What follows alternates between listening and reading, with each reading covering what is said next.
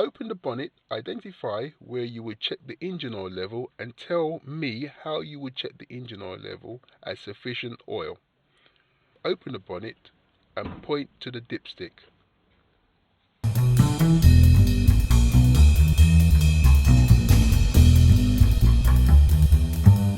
Describe checking the oil level against the minimum and maximum markers. Mention that the car should be on a flat surface and has been switched off for a short while to allow the oil to collect at the bottom of the engine. Best to check it when the engine is cold.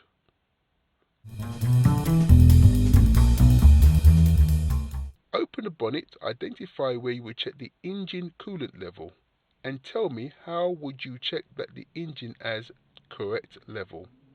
Your response should be to open the bonnet and point to the high level and the low level markings on the reservoir. Describe how to top up the correct level. Explain the engine must be cold when topping up to avoid danger of scalding. Identify the windscreen washer reservoir and tell me how would you check the windscreen washer level. Well, you would open the bonnet and point to the reservoir and explain that you open up the top of the reservoir and top it up if necessary.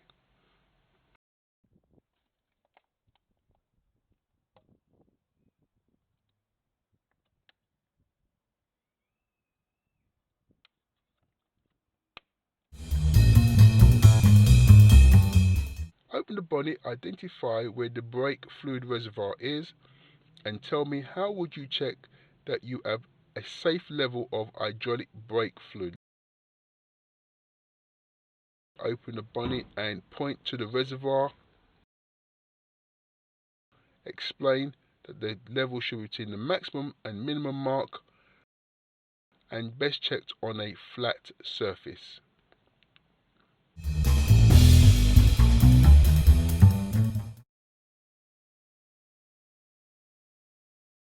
Show me how would you check the brake lights are working on this car.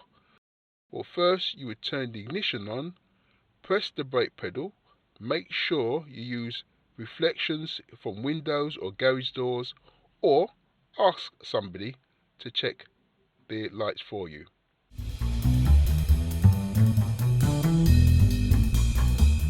Show me how you explain how you would check the power assisted steering is working before starting a journey. Put some downward pressure on the steering wheel, and when the engine starts up, there should be a noticeable movement as the system begins to operate. Show me how you would check the parking brake for excessive wear. First, the parking brake is the handbrake. Press the foot brake and release and reapply the handbrake. When it is fully applied, it should secure itself. That means it should stay up, and it is not at the end of its working travel. That means you should be able to lift up higher if needed.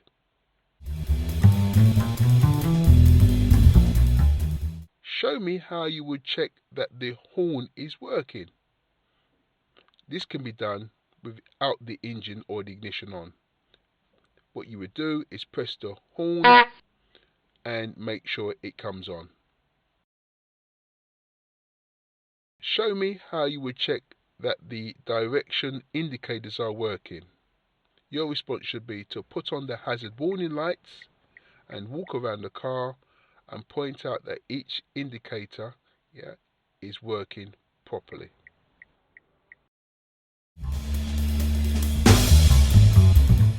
Show me how would you switch on the rear fog lamps and explain when you would put on the rear fog lamps. Switch on the ignition,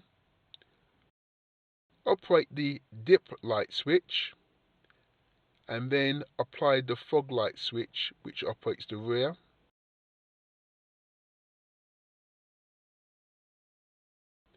and say that you would put on the rear fog lamps when visibility is less than 100 meters.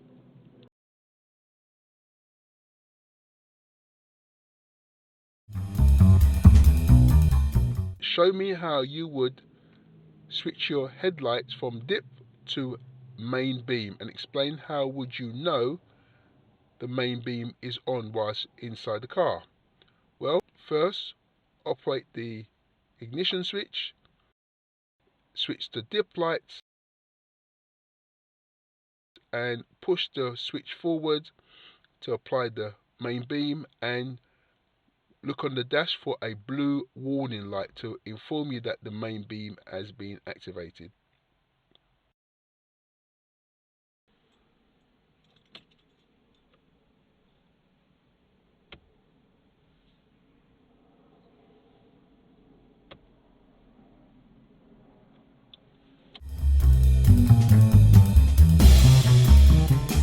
Show me how you would clean the windscreen using the windscreen washers. Turn on the ignition, go to the windscreen wiper switch and pull the switch towards you. That should activate the washers.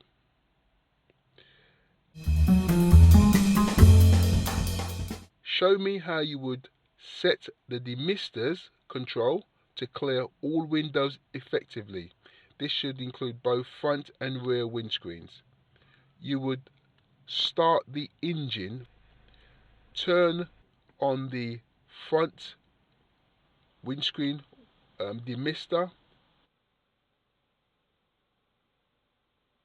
and the rear windscreen demister.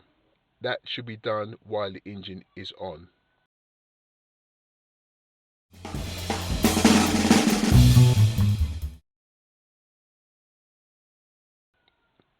Next question.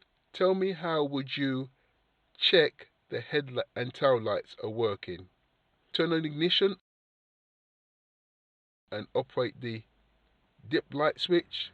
Explain that you would walk around the vehicle and look at the lights, front and rear, and don't forget the lights which shine on the rear number plates.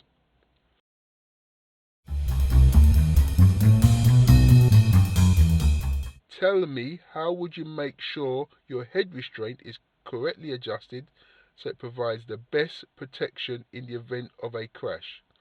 The head restraint should be adjusted so that the rigid part of the head restraint is at least as high as your eyes or at the top of your ears, and as close to the back of your head as is comfortable. Note, some head restraints might not be adjustable.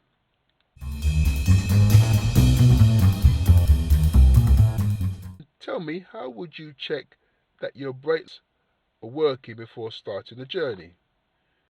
Well, you make sure that the brakes should not feel spongy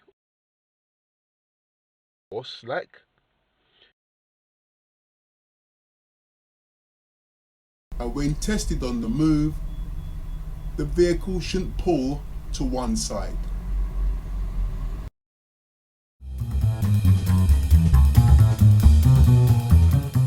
Tell me, where would you find the information for the recommended tyre pressures for this car and how you would check the tyre pressures? Yeah. Well, first you would find the tyre pressures in the handbook of the vehicle. Then you would use a reliable air gauge. Check and adjust the tyre pressures when the tyres are cold.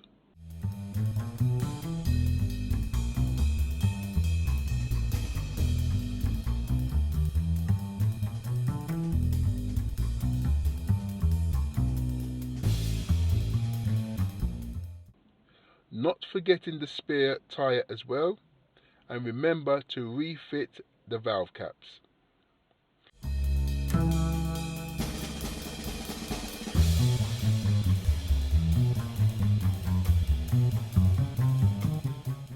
Tell me, how would you check the tyres to ensure that they have sufficient tread depth and that the general condition is safe to use on the road? I would check that there are no visible cuts or bulges, and there is a minimum of 1.6 tread depth across 3/4 of the width of the tyre and around the entire circumference. Yeah, more than 1.6, good. Tell me, how would you know if there was a problem with your anti-lock braking system? The warning light should illuminate if there is a fault with the anti-lock braking system.